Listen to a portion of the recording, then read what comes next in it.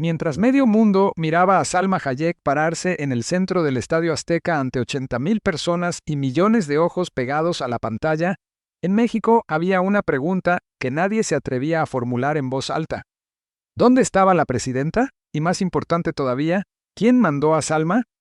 Esa pregunta se incendió en redes. Y Claudia Sheinbaum tuvo que salir a apagar el fuego. Si llevas días escuchando rumores, medias verdades y teorías de todo tipo sobre lo que pasó de verdad entre la presidenta de México y la actriz más famosa que ha dado este país, quédate, porque en los próximos minutos vas a entender todo lo que los medios no te están contando completo. La historia tiene más capas de las que parece. Y algunas de esas capas incomodan bastante, y si todavía no estás suscrito a este canal, hazlo ahora, porque aquí no le tenemos miedo a decir lo que otros callan. Vamos por partes. El 11 de junio de 2026, México vivió algo que no había vivido en décadas.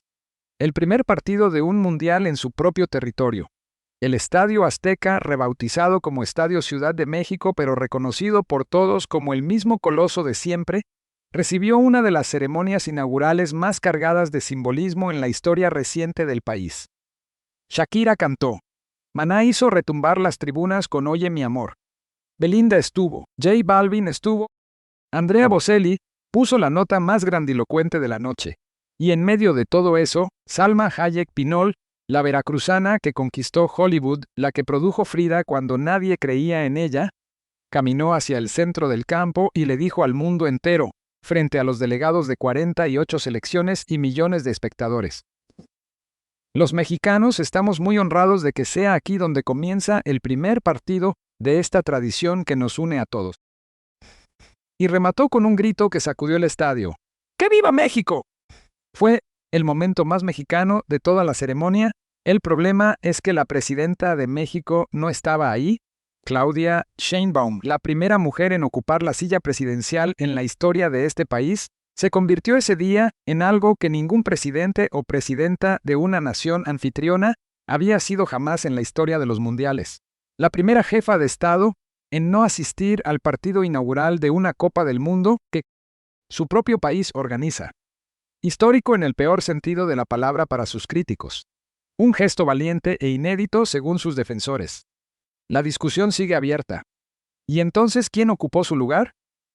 Una joven de 21 años llamada Yolette Cervantes Cuaquegua, originaria de Tlaquilpa, Veracruz. Ganó un concurso impulsado por el gobierno federal. El boleto que la FIFA entregó a la presidenta con el número 1, el asiento más importante de toda la inauguración, fue a parar a sus manos. Un gesto que Sheinbaum defendió así. Los boletos son carísimos. Hay muy poca gente que puede pagarlos. Y como presidenta, prefiero darle ese lugar a alguien que de otra forma nunca hubiera podido estar ahí. Hasta aquí, una historia bonita.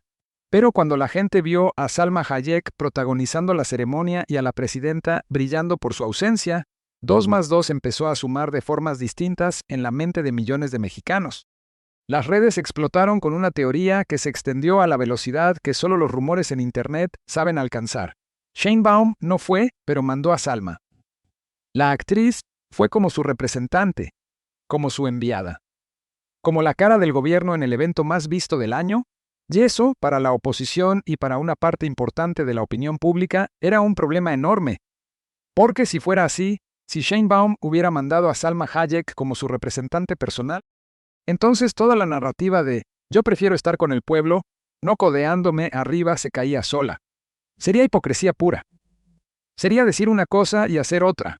Sería usar a una de las mujeres más ricas e influyentes de la industria del entretenimiento global como escudo político, mientras tú finges que prefieres el FanFest de la alcaldía Gustavo A. Madero. La presión fue suficiente para que al día siguiente, en su conferencia mañanera del 12 de junio, Sheinbaum tuviera que hablar. Y lo que dijo fue claro, directo y sin rodeos. Yo no decidí eso. Salma Hayek fue una invitada de la FIFA y no iba en representación de la presidenta. Punto. La FIFA la invitó. El gobierno no tuvo nada que ver. 2 cosas completamente separadas que el morbo y las redes mezclaron en una sola olla. Pero aquí empieza lo interesante de verdad, porque Sheinbaum no se quedó en el desmentido. Pasó rápidamente a elogiar a Salma Hayek con palabras que no son las que se usan para hablar de una completa desconocida, ni siquiera para hablar de alguien con quien simplemente no tienes ninguna relación. Dijo que es una gran representante de México, que todos los mexicanos la quieren mucho, que ha hecho películas maravillosas, que es una gran representante en Hollywood, que es una embajadora de México en el mundo. Y mencionó específicamente la película Frida, la que Salma no solo protagonizó, sino que luchó años para producir cuando los estudios la mandaban a pasear, como el ejemplo de por qué Hayek le dio a conocer a Frida Kahlo al mundo entero. Ese tono no es el de alguien hablando de una extraña. Ese tono es el de alguien que conoce bien a la persona de quien habla. Y para entender por qué, hay que retroceder unos meses. A finales de 2025, Salma Hayek y Claudia Sheinbaum se conocieron en privado. Hablaron de la industria cinematográfica. Y según la propia actriz, lo que encontró en esa conversación la sorprendió. Dijo que se sorprendió de la visión de la presidenta y de cómo entendió inmediatamente la inyección económica que el cine necesitaba. Meses después, el 15 de febrero de 2026, esa conversación dio frutos públicos y concretos. Sheinbaum anunció desde el Salón Tesorería en Palacio Nacional un plan integral de apoyo al cine nacional. El corazón del plan, un incentivo fiscal del 30% del ISR para producciones audiovisuales que filmen en México, siempre que al menos el 70% del gasto sea con empresas y proveedores mexicanos. Y Salma Hayek estaba ahí. Y no solo estaba, habló. Dijo que estaba tan emocionada que quería llorar. Reconoció que llevar producciones a México siempre había sido complicado por falta de incentivos, y lanzó la frase que se viralizó de inmediato. Quizá lo que no teníamos era a esta presidenta. Eso no es un elogio menor. Eso es una actriz nominada al Oscar, con décadas en Hollywood, con una productora activa diciéndole al mundo que este gobierno es distinto, que este gobierno apoya de verdad lo que los anteriores prometían y no cumplían. La derecha y los críticos de la 4T se fueron a las redes a atacar a Salma por eso. La acusaron de venderse, de hacerle el trabajo sucio al gobierno, de usar su nombre para darle lustre a Sheinbaum. Y la respuesta de la presidenta a esos ataques también fue reveladora. Dijo que Salma está muy por encima de eso, que el pueblo de México está muy por encima de eso.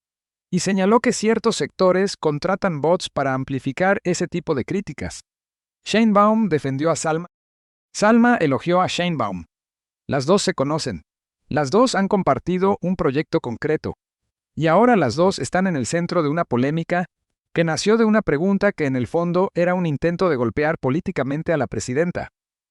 La conspiración de que Salma fue como enviada presidencial se cae sola cuando revisas los hechos. La FIFA invita a quienes decide invitar. Salma Hayek es una de las figuras mexicanas más reconocidas del mundo. Que la organización de un torneo global con sede en México la elija para dar el mensaje de bienvenida tiene una lógica aplastante que no necesita ninguna llamada de Palacio Nacional para explicarse. Pero hay algo que sí merece analizarse y que los medios despachan demasiado rápido. La ausencia de Sheinbaum no fue un accidente. Fue una decisión calculada, anunciada desde diciembre de 2025, varios meses antes del Mundial. Hay analistas que señalan algo que incomoda.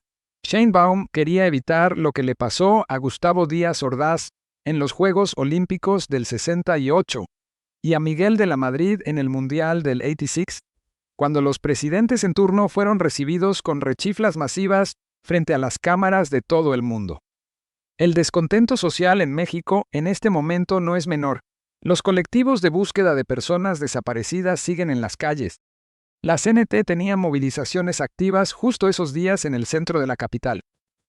El contexto político no era el más cómodo para subirse a un escenario y recibir la atención del mundo entero. ¿Fue un cálculo político la ausencia de Sheinbaum? Muy probablemente, sí. ¿Es eso un escándalo? Eso depende de a quién le preguntes. Lo que sí es cierto es que la versión oficial, la del gesto solidario hacia una joven que no podría pagar el boleto, tiene todas las marcas de una narrativa construida para consumo popular. Bonita, efectiva, difícil de atacar de frente. Sheinbaum es buena en eso, y mientras ella veía el partido desde el Fan Fest de la alcaldía Gustavo Amadero junto a Clara Brugada, la jefa de gobierno, Salma Hayek entregaba la Copa del Mundo a Gianni Infantino en el centro de la cancha. Las dos mujeres más famosas con el nombre de México en ese momento, en dos lugares distintos, por razones distintas, generando una historia que nadie planeó, pero que le vino de lujo a los que querían ensuciar la imagen de la presidenta. Al final, México venció 2-0 a Sudáfrica. El país estalló, y la polémica quedó sepultada bajo el ruido de los goles y los festejos, pero la imagen quedó. Salma en el estadio, Sheinbaum en el Fan Fest, y la pregunta que nadie va a poder responder del todo, si no hubiera habido riesgo político, ¿habría estado la presidenta en esas gradas? Esa pregunta, más que cualquier teoría conspirativa, es la que define mejor el momento que vive la política mexicana hoy. Un gobierno que habla de estar con el pueblo pero que toma decisiones con la misma frialdad estratégica que cualquier otro. Una actriz que cruzó de la neutralidad política a la simpatía con la 4T y que ahora paga el precio de eso en redes cada vez que aparece en un evento con resonancia pública. Y una FIFA que simplemente hizo lo que tenía sentido, poner a la mexicana más famosa del mundo a darle la bienvenida al Mundial desde el estadio más emblemático de América Latina. La conspiración no existe. El cálculo político, sí. Y la tensión entre los dos relatos, entre el gesto humanista y la jugada estratégica, es exactamente la tensión que define a este sexenio. Eso es lo que pasó de verdad. Si este análisis te abrió los ojos o te puso a pensar, escríbelo en los comentarios. ¿Crees que Sheinbaum tomó la decisión correcta al no ir? ¿O fue un error que le costará imagen? Y si todavía no estás suscrito a este canal, ya sabes lo que tienes que hacer. Aquí no te vamos a vender cuentos, solo lo que está pasando, sin filtro y sin miedo.